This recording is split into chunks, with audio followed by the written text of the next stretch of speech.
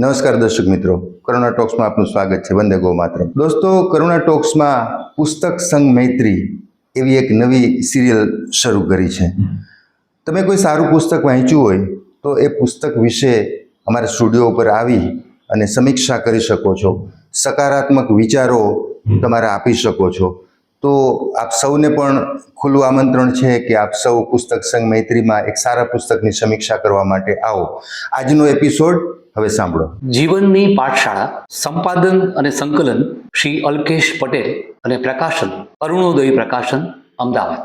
સંપાદક શ્રી અલ્કેશ પટેલ પુસ્તકોને ગંગોત્રી સાથે સરખાવે છે. સાથે સાથે કહે છે કે વિદ્યાર્થીઓ સ્માર્ટફોનની ભૂલ ભૂલામણીમાં ટપસી ના પડે એ માટે પણ જીવનની પાઠશાળા જરૂરી છે. આવો આપણે પણ પુસ્તકમાં 54 કથાઓ છે, એમાંથી કેટલીક કથાઓનું રસપાન કરીએ. એક કથાનું શીર્ષક એવું છે કે કર્મનું પ્રતિબિંબ. સોહનલાલ 70 વર્ષના છે. એ હિરેનના પિતાજી છે. સોહનલાલને હવે ઉંમર લાગી ગઈ છે, એટલે શરીર નબળું પડી ગયું છે, ધ્રુજારી થાય છે, આંખોમાં ઝાંખપ પણ આવી ગઈ છે. શરીરની અસ્વસ્થતા જમવાના ટેબલ ઉપર દેખાય છે. સોહનલાલ જમતા હોય તો ક્યારેક ડાઇનિંગ ટેબલનું કપડું પણ બગડે.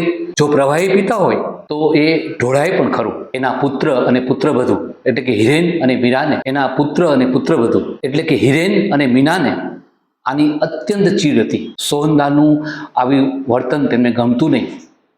ચારે બાજુ બધું એમ કે ગંદકી કરી નાખે, જાણે કે સોહનલાલ ચારે બાજુ ગંદકી કરતા હોય એવું એ લોકોને લાગતું. હિરેનની અન્ય વ્યવસ્થા સોહનલાલ માટે વિચારે છે. એક અલગ ટેબલ હિરેન લઈ આવે છે.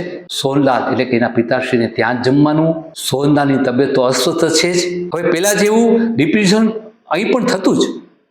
ભલે હિરેન જુદું ટેબલ લઈ આવ્યો, પણ એમાં પણ રિપીટ તો આ જ થતું. હિરેન મીનાનો પુત્ર તેજસ આ બધું જોયા કરે છે. તેજસનું સોફ્ટ ટોયસને બદલે માટીથી રમવું અને તેના વાસણો બનાવવા, આ બધું હિરેન ઓફિસેથી આવીને જુએ છે અને તેજસને પ્રશ્ન કરે છે. તેજસ જવાબમાં કહે છે, પપ્પા, તમારા અને મમ્મી માટે માટીના વાસણો બનાવું છું. હું મોટો થઈશ ને ત્યારે તમને જમવા આપવું પડશે. હિરેનને ખ્યાલ આવી ગયો તેના વર્તનનો, કે હું મારા પિતા શ્રી સોહનલાલ સાથે કેવું વર્તન કરું છું. એનો એને ખ્યાલ આવી ગયો. એને વિચાર્યું કે ભવિષ્યમાં જેમ હું સોહનલાલ સાથે વ્યવહાર કરું છું તેવો જ તેજસ અમારી સાથે પણ કરશે. હિરેન તેનું વર્તન સુધારે છે. પિતાજીનો હાથ પકડી પોતાની સાથે ટેબલ ઉપર ટેબલ ઉપર જમવા લઈ આવે છે. મિત્રો, જેવો આપણે વ્યવહાર રાખશું અન્ય સાથે, તેવો જ વ્યવહાર તમારી સાથે પણ વર્ષો પછી થવાનો છે, એવું આપણે સમજી શકીએ.